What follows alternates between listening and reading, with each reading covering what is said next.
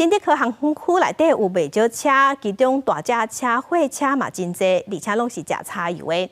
环保局为着要加强相关的检测设备，即马是升级柴油的检测站，用过一年会当检测1800台柴油车，未来会当提悬到2200台，要来守护当地的空气品质。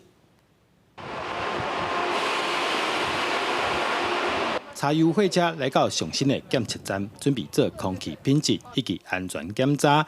根据交通部统计，新竹市柴油货车约14000多台，占总数量的3.2%。其中因为科学园区的关系，大型柴油货车数量有2277台。检测站的成立对环境保护有袂少的帮助。政府比较严格这一个区块，就是说尿素车、有 DPF 的车。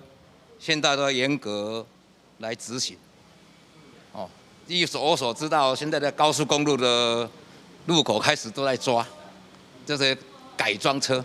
目前在全国那28座的一个这些动力系里面，那我们目前都在进行相关的更新啊，或者是重新的一个建制哈，有关我们柴油车的。 整个一个管制啦，或者是后面的这些检测的一个工作。